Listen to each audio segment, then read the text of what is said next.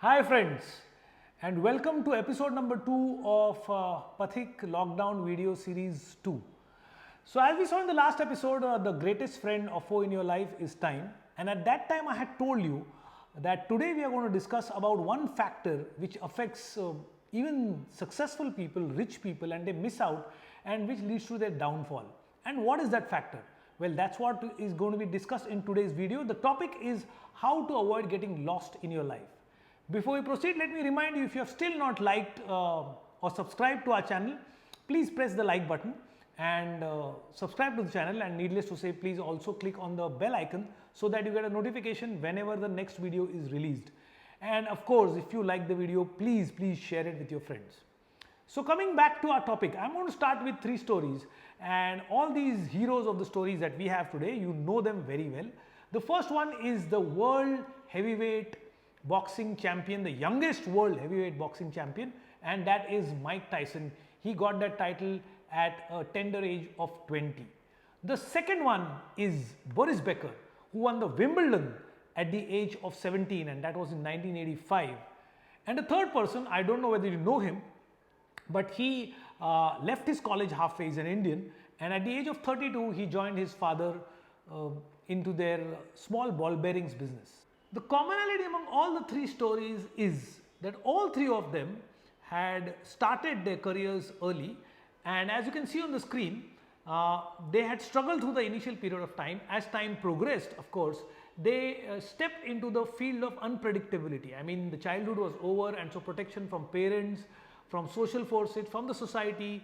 I mean, when you are a child, even if you fall, there is somebody to support you, but that time was over, and very early in their life they had negotiated very well with the unpredictability of life and the challenges of life, and they had reached a particular stage. Let's see what happened further. As we know further, Mike Tyson went on not only to become the heavyweight champion, but he went on to become one of the richest people in the world, and he was worth more than 500 crores in his early 30s.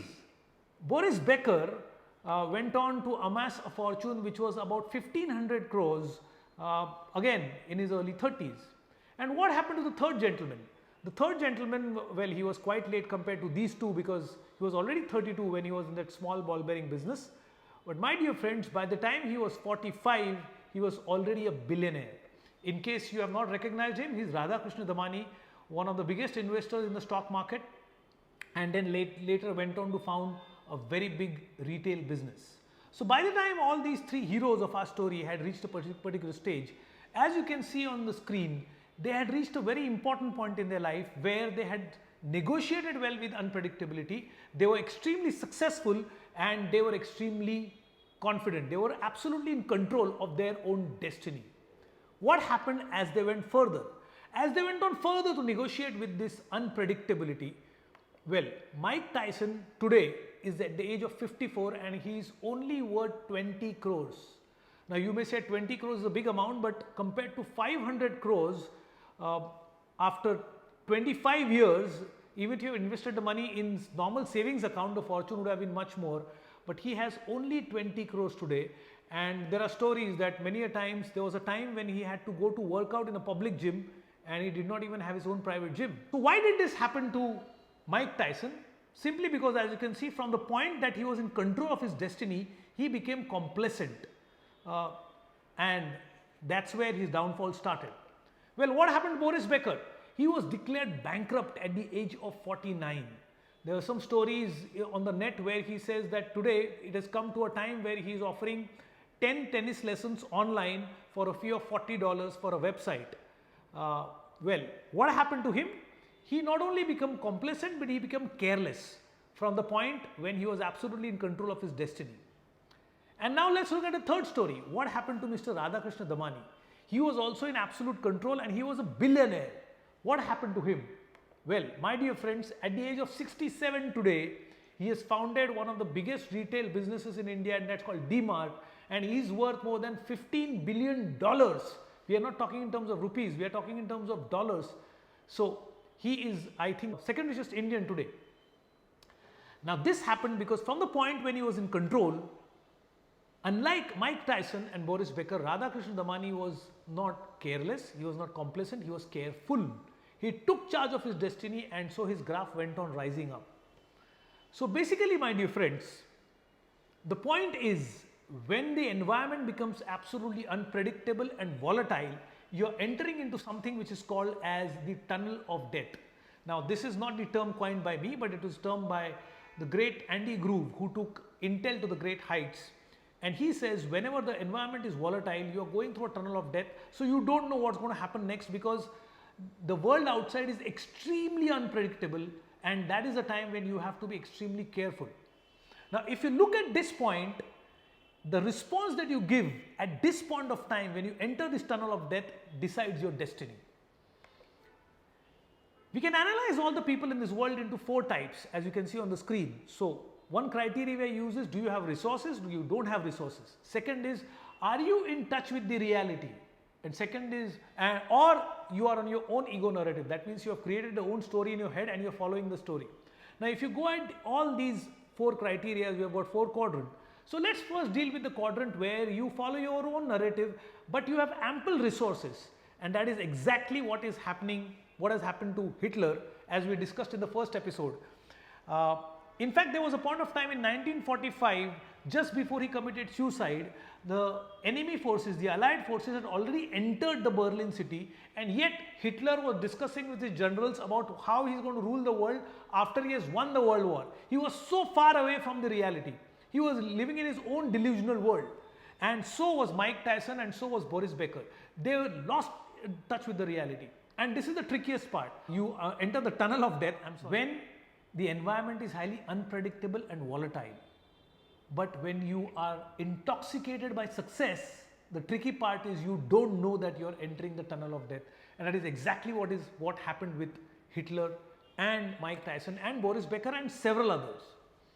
The second quadrant that I want to talk about is where you have your own ego narrative and you don't even have the resources. So typically gamblers are the people who do that. They keep on borrowing money and they have their own narrative. They are absolutely convinced that I am going to make it big, I am going to earn back all my fortunes, so to keep on borrowing without any rhyme or logic to what they are doing in life. They enter the tunnel of death and ultimately come out almost dead, physically, emotionally and financially, if not physically. And then we come to the third quadrant, which is you are in touch with the reality, but you also have no resources. Well, that's the story of every mediocre or every common man today, where he is facing the reality right in front of his face, but he doesn't have too many resources. And the point is, at such point of times, you can lose your mental balance, you can become a victim, you can feel helpless, you can feel sorry for yourself, you can feel depressed. And then comes the quadrant where we need to be, my dear friends, the ideal quadrant where you could be, and that is you have the resources and you have your feet firmly grounded. So, Mr. Radhakrishna Damani exactly, or Mr. Ratan Tata are the kind of people I am talking about. So, in spite of having 8,000 crores in his kitty at the age of 45, Mr. Damani wanted to found his own business of retail. And in that business, he got an idea, why not have something like a Walmart in India. And he went on to Apna Bazaar. Now, mind you, with that kind of money, he could have bought the whole of Apna Bazaar. But he knew that the environment is unpredictable, I don't know the retail business, and so he was careful. Instead of buying the whole business, with 8,000 crores rupees in his pocket, he simply took a franchisee of a single Apna Bazaar, ran it for 2 years, understood the mechanics so that the unpredictability got converted into predictable systems. And that's when he founded D-Mart, and the rest is history. And today he is a multi-billionaire. So my dear friends, here's the thing.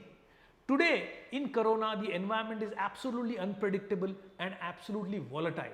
At such point of times, many of us unfortunately don't belong to the quadrant where Radhakrishna Damani was, where we have 8,000 crores in our pocket.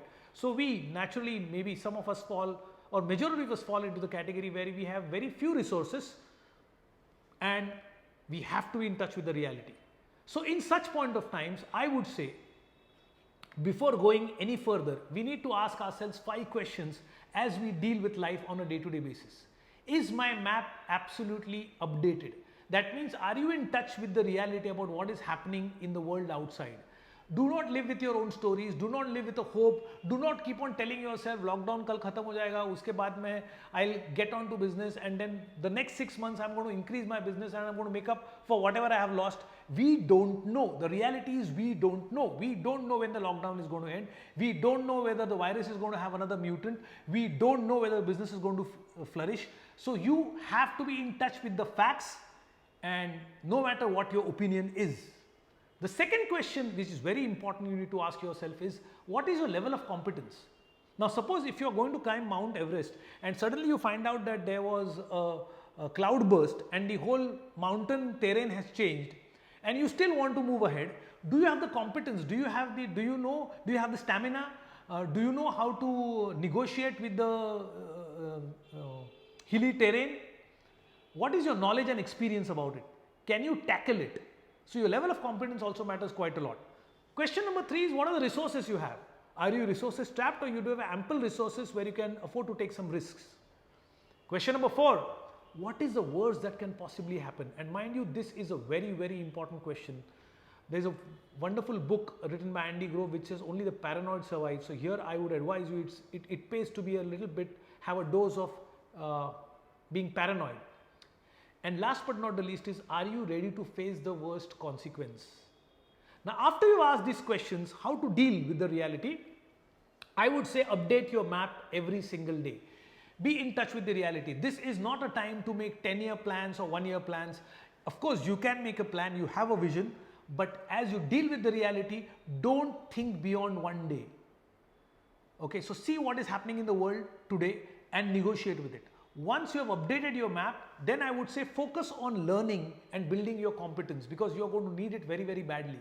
You need to build your stamina in terms of money, you need to build your stamina emotionally, you need to build your stamina physically, and so learn, update your skills, they are not going to go waste. Number 3 is, think of whatever the various scenarios that can manifest because of the changing situation. Okay, physically, health wise, emotionally, business wise, what can go wrong, what can go right. You need to have the ability to accommodate several scenarios in your mind at a point of time, and then be mentally prepared to accept the worst scenario. And finally, before you decide your course of action, select your option depending on what is the reality, what is the level of your competence, and your ability to face the worst consequence. After that, take a decision and you go on negotiating with the reality. Mind you, this process is called the process of maturing, becoming wiser, and studying in the University of Hard Rocks and real life. Now, is this practical? Of course it is. I would like to end this video with yet another wonderful story of my own student. Now, this was just last year when the lockdown suddenly struck. Now, he has his parents staying abroad. He stays here with his grandparents, and suddenly the college stopped. So, and as any teenager, he was confused about his future, even in normal times. मैं आगे advertising करूँ या फिर मैं BMSc पढूँ या फिर he also at one point of time was thinking of getting into training, and which is very normal. But now when there was a lockdown, he didn't know whether I should go back to my parents, whether I should attend online college. Did I do the right thing by coming to Mumbai and enrolling in a college over here? Was my career choice right? There were 101 questions bothering him. But at that point of time, he used the same framework which I am trying to share with you today, and he took up a project. He took up that I am going to work and deal with this and build my competence in the next 75 days, because the world is changing fast. But if I build myself and make myself a better person, probably I will have the better ability and the maturity to deal with the world. So he took up the target of learning investing and earning 20,000 rupees in 75 days and building up his physical stamina. Since COVID was demanding that you should have a strong immune system, he said, I'm going to build the stamina to do 10,000 skips at one go in under 2 hours. Well, did he succeed? Well, my dear friends, he not only negotiated with all that, and of course he was ready to bear a loss, because that was within his capacity to do that. And the end result was this. At the end of 75 days, he came out as an award-winning participant in the program, and as you can see on the screen, he earned 1,16,000 rupees. Now imagine, for a teenager, 19 years old, learning something new and earning 1 lakh rupees in 75 days is a huge boost financially as well as a huge dose of self-confidence. He now has felt absolutely control of his own destiny. Well, as far as physical thing is concerned, he not only finished 10,000 skipping, but he also went on to take up running, and this is his actual record, where he could run 10 kilometers at a go and also do 10,000 skipping.